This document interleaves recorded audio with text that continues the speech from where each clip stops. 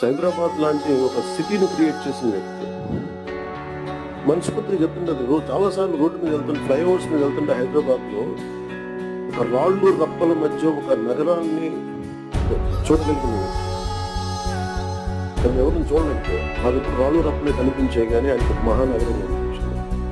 So my respect to GNR he's really increased. Like మేము అదే ఊళ్ళలో తిరిగేవాళ్ళం, అదే ప్రాంతంలో తిరిగేవాళ్ళం. And always administrate ability.